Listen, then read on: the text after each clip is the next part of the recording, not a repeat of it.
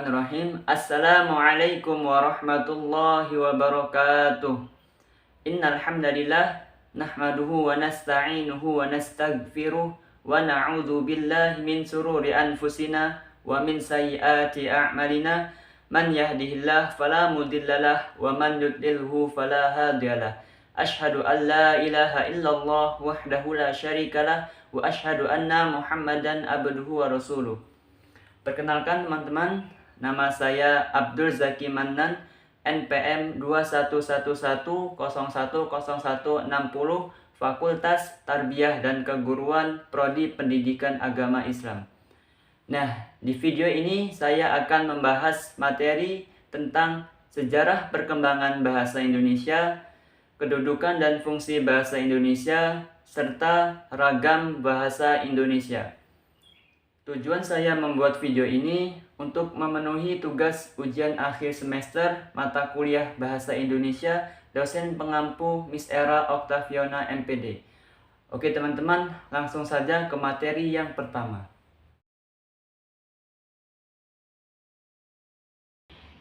Tahukah teman-teman, bahasa Indonesia yang kita gunakan sebagai bahasa resmi di negara kita ini berasal dari bahasa Melayu. Nah, mungkin teman-teman penasaran, kenapa justru bahasa Melayulah yang menjadi asal lahirnya bahasa Indonesia? Sebagaimana yang telah kita ketahui, terdapat berbagai macam bahasa yang tersebar di wilayah Nusantara. Nah, di sini ada beberapa faktor yang mempengaruhi kenapa bahasa Melayu diterima oleh masyarakat pada saat itu. Untuk faktor yang pertama, karena bahasa Melayu ini sebagai lingua franca. Apa sih lingua franca itu? Nah, lingua franca itu adalah bahasa penghubung atau bahasa perdagangan. Orang-orang zaman dahulu ketika berkomunikasi antar suku Jawa, suku Sunda, suku Medan, suku Batak, dan lain-lain tidak mungkin menggunakan bahasa daerah masing-masing untuk berkomunikasi dengan dari suku lain. Masalahnya bisa kacau. Karena dalam bahasa Jawa, cokot artinya gigit, sedangkan dalam bahasa Sunda, cokot artinya ambil. Dalam bahasa Jawa, gedang artinya pisang. Dalam bahasa Sunda, gedang artinya pepaya. Bayangkan, kalau tidak ada lingua franca, maka komunikasi antar suku di Indonesia pada saat itu akan kacau balau. Untuk faktor yang kedua adalah sistem bahasa Melayu sederhana dan mudah dipelajari. Karena dalam bahasa Melayu tidak dikenal tingkatan bahasa seperti bahasa Jawa. Kata sapaan seorang anak kepada orang tuanya tentu akan beda dengan seorang anak dengan teman sebayanya. Nah, dengan kepraktisan ini dan kesederhanaan inilah yang menjadi bahasa Melayu ini lebih mudah diterima dibandingkan dengan bahasa lainnya. Untuk faktor yang ketiga adalah kebutuhan politik. Karena di Indonesia terdapat berbagai macam bahasa, dan untuk mengatasi perbedaan ini, satu bahasa dari ratusan bahasa ibu yang dimiliki oleh suku-suku yang tersebar di wilayah Nusantara memilih satu bahasa dikhawatirkan akan menimbulkan potensi konflik ras yang bisa mengakibatkan perpecahan. Oleh sebab itu, dengan memilih bahasa Melayu merupakan hal yang tepat karena bahasa ini digunakan sebagai bahasa pergaulan dan juga telah dipahami di daerah di Nusantara. Nah, ketiga faktor tadi menjadi alasan kenapa bahasa Melayu itu kemudian terpilih menjadi bahasa persatuan. Namun, tahukah teman-teman, bahasa Indonesia yang kita gunakan saat ini sudah tidak sama lagi dengan bahasa Melayu yang disebabkan oleh adanya perkembangan yang dipengaruhi oleh berbagai faktor seperti faktor waktu, politik, sosial budaya, dan ilmu pengetahuan dan teknologi. Baik, pertama saya akan menjelaskan terlebih dahulu tentang faktor waktu. Jika dilihat dari lintasan sejarah, terdapat 3 fase-fase. Yang pertama yaitu masa prakolonial, masa kolonial, dan masa pergerakan. Pada masa prakolonial ini kita bisa melihat buktinya melalui bukti tertulis seperti inskripsi dan prasasti serta dialek Melayu yang tersebar di seluruh wilayah Nusantara.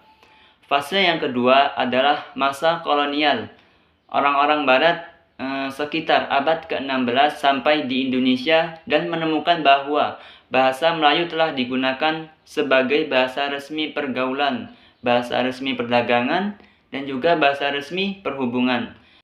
Selanjutnya masa pergerakan. Masa ini dimulai pada tahun 1901, di mana telah disusun ejaan resmi bahasa Melayu, Van Ophusen, yang merupakan cikal bakal ejaan bahasa Indonesia.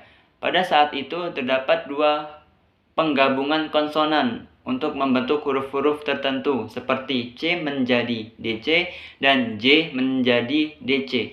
Kemudian pemerintah pada tahun 1908 mendirikan Badan Penerbit Buku-Buku Bacaan yang diberi nama Taman Bacaan Rakyat dan diubah lagi kembali menjadi Balai Pustaka.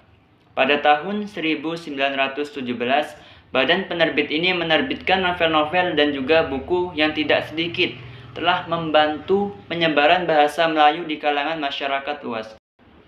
Bahasa Indonesia yang berasal dari bahasa Melayu barulah pada tanggal 8 Oktober tahun 1928 ditetapkan sebagai bahasa nasional dan kemudian pada tahun 1945 bahasa Indonesia dikukuhkan sebagai bahasa negara sebagaimana terdapat di pasal 36 Undang-Undang Dasar 1945 yang kemudian berkembang pada tahun 1047 ditandai dengan penetapan ejaan Republik atau ejaan Swandi menggantikan ejaan Van Ophusen pada tahun 1972. Ejaan yang disempurnakan ini diresmikan oleh Presiden Soeharto lewat keputusan Presiden nomor 57 tahun 1972. Di tahun yang sama, juga Pedoman Umum Ejaan Bahasa Indonesia yang disempurnakan dan Pedoman Umum Pembentukan Istilah ditetapkan oleh Menteri Pendidikan dan Kebudayaan setelah itu pada tanggal 28 Oktober tahun 1928 sebagai bulat bahasa. Nah, yang kedua adalah faktor politik. Unsur faktor politik yang paling nyata itu dapat terlihat dalam Sumpah Pemuda yang dilaksanakan pada tanggal 28 Oktober tahun 1928. Sekelompok pemuda mengikrarkan 3 ikrar yang kini sangat bersejarah, yang berbunyi, kami, putra-putri Indonesia, mengaku bertumpah darah yang satu, tanah Indonesia. Kami, putra-putri Indonesia, mengaku berbangsa yang satu, bangsa Indonesia. Kami, putra-putri Indonesia, menjunjung bahasa persatuan, bahasa Indonesia.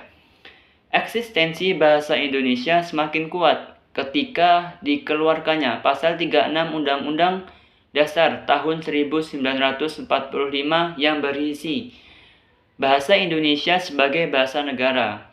Pada saat itu, Jepang meminta kesiapan bangsa Indonesia untuk merdeka, salah satunya dengan mempertahankan bahasa persatuan, dan bahasa persatuan ini merupakan salah satu tuntunan yang harus dipenuhi pemerintah Indonesia agar bisa mendapatkan kemerdekaannya dari Jepang.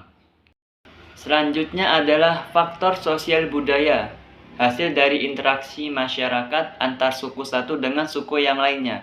Ini menyebabkan adanya perkembangan bahasa Indonesia. Contohnya dengan adanya program transmigrasi yang dijalankan oleh pemerintah dan juga arus urbanisasi menjadikan interaksi antar suku ini semakin kuat. Hasil pertemuan sosial budaya ini juga melahirkanlah beberapa istilah kebahasaan yang dipahami oleh pemakainya, yang diakui sebagai bahasa Indonesia. Misalnya kata bahasa daerah Sunda, bahasa Batak, bahasa Jawa, dan lain sebagainya, yang kemudian menjadikan kata bahasa Indonesia. Contoh selanjutnya, perkembangan bahasa Indonesia yang dipengaruhi oleh teknologi. Terdapat beberapa istilah dari kata bahasa Inggris yang diindonesiakan dengan cara untuk ataupun sebagai lain dicarikan pendanaannya yang sesuai dengan konsep ilmiah. Misalnya kata website kemudian dipadankan menjadi laman. Kemudian kata download yang dipadankan menjadi kata unduh. Nah, mungkin itu saja sejarah perkembangan bahasa Indonesia. Kita lanjut ke materi yang kedua. Kedudukan bahasa Indonesia sangat penting dalam membentuk persatuan dan kesatuan di Indonesia. Hal ini dapat kita lihat dari bukti nyata Ikrar ketiga Sumpah Pemuda pada tahun 1928 dan kemudian hal ini ditegaskan kembali dalam Undang-Undang Dasar Republik Indonesia tahun 1945 bab 15 dan juga pasal 36 yang menyatakan bahwa bahasa negara adalah bahasa Indonesia. Kedudukan bahasa dibagi menjadi dua. Yang pertama sebagai bahasa nasional dan yang kedua sebagai bahasa negara. Fungsi bahasa Indonesia dalam kedudukannya sebagai bahasa nasional, pertama sebagai lambang kebangsaan. Apa sih wujud bangga kita terhadap bangsa Indonesia? Artinya kalau kita memang bangga dengan bahasa Indonesia, ya kita wajib dan harus mau menggunakan bahasa Indonesia dengan baik dan benar. Yang kedua, sebagai lambang identitas nasional. Kemudian yang ketiga, alat pemersatu berbagai suku bangsa. Bisa kita bayangkan bagaimana kalau tidak ada bahasa Indonesia? Yang datang satu bahasa Jawa, datang satu bahasa Lampung, kemudian datang lagi bahasa Betawi. Kalau misalnya kita ingin berkumpul, pasti bingung kan? Nah, dengan adanya bahasa Indonesia itu, semua akan teratasi. Kemudian yang keempat, alat perhubungan antar budaya dan antar daerah. Ini akan menyatukan dengan keragaman bahasa Indonesia dengan keragaman bahasa daerah, yang akan membuat bahasa Indonesia ini lebih kaya lagi. Berikutnya, fungsi bahasa Indonesia dalam kedudukannya sebagai bahasa negara. Yang pertama, bahasa resmi kenegaraan, artinya di sini bahwa anggota dewan, menteri, presiden, dalam rapat-rapat kabinet menyambut tamu dari kedutaan luar negeri itu wajib menggunakan bahasa Indonesia. Yang kedua, bahasa pengantar dalam dunia pendidikan dari sekolah tingkat PAUD, TK, SD, SMP, SMA, bahkan perguruan tinggi itu harus menggunakan bahasa pengantar, yaitu bahasa Indonesia. Kemudian yang ketiga, alat perhubungan dan tingkat nasional untuk kepentingan perencanaan pelaksanaan pembangunan nasional terkait dengan pemerintah. Jelas ini. Jadi, apapun dalam pembangunan nasional yang disempurnakan dengan bahasa Indonesia. Kemudian yang keempat, sebagai alat pengembangan kebudayaan, ilmu pengetahuan, dan teknologi. Jadi, apapun ilmu, apapun produk, apapun yang kita hasilkan itu harus nuansanya menggunakan bahasa Indonesia. Selanjutnya, kita akan masuk ke materi tentang ragam bahasa. Apa sih yang dimaksud ragam bahasa itu? Nah, ragam bahasa adalah variasi bahasa menurut penuturnya. Ada 3 jenis ragam bahasa. Yang pertama, ragam bahasa berdasarkan cara berkomunikasi. Terus yang kedua, ragam bahasa berdasarkan cara pandang penutur. Dan yang ketiga, ragam bahasa berdasarkan topik pembicaraan. Pertama, kita akan membahas ragam bahasa berdasarkan cara berkomunikasi. Nah, di sini terdapat 2 jenis ragam bahasa berdasarkan cara berkomunikasi. Yang pertama, ragam bahasa lisan. Dan yang kedua adalah ragam bahasa tertulis. Ragam bahasa lisan itu adalah ragam bahasa yang dituturkan dengan indera mulut. Sedangkan ragam bahasa tertulis adalah ragam bahasa yang menggunakan simbol-simbol atau huruf. Kedua ragam bahasa ini memiliki keunggulan maupun kelemahannya. Untuk keunggulan bahasa lisan, yang pertama dapat berlangsung secara cepat tanpa alat bantu dan dapat langsung diperbaiki serta dibantu dengan gerak tubuh atau mimik muka. Sedangkan kelemahannya, bahasa lisan ini tidak memiliki bukti otentik dasar. Hukumnya juga lemas, sulit disajikan secara matang atau bersih, dan juga mudah dimanipulasi.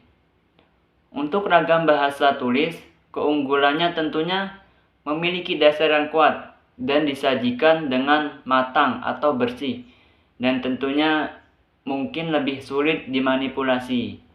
Namun, adapun kelemahannya, bahasa tertulis ini berlangsung lambat, selalu memakai alat bantu, tidak dapat diperbaiki, dan jika ada kesalahannya, tidak dapat dibantu oleh gerak tubuh atau mimik muka. Selanjutnya, kita akan membahas berdasarkan cara pandang penutur. Nah, di sini juga terdapat dua jenis berdasarkan cara pandang penutur. Yang pertama yakni idialek dan yang kedua adalah dialek. Apa sih yang dimaksud idialek? Idialek adalah ragam bahasa yang dimiliki oleh perseorangan, jadi setiap orang memiliki variasi bahasa atau idialeknya masing-masing. Contohnya, idialek ini berkaitan dengan kata, gaya bahasa yang dimiliki seseorang, namun yang paling dominan adalah warna suara. Karena dengan warna suara kita dapat mengetahui tanpa melihat orangnya. Seperti saat ini teman-teman.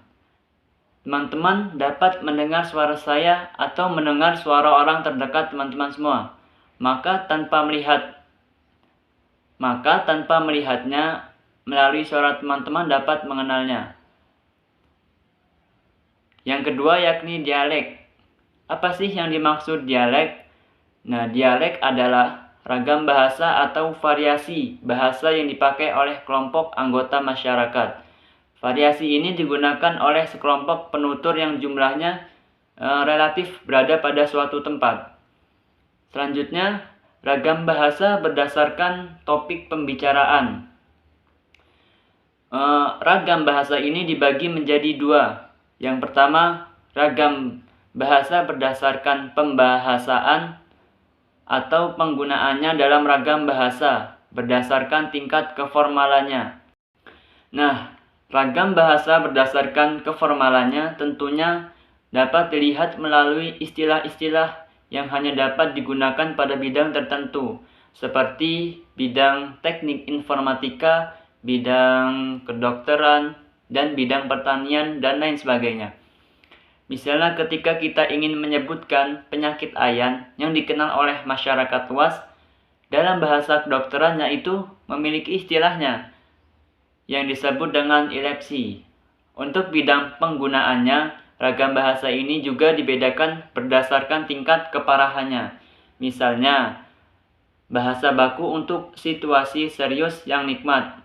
Ragam bahasa resmi untuk formal seperti ragam santai atau kasual ketika bersama teman yang kita kenal. Dan ragam bahasa usaha di situasi bisnis dan orientasi hasil dan produksi, serta ragam bahasa akrab ketika kita berada di rumah dengan anggota keluarga.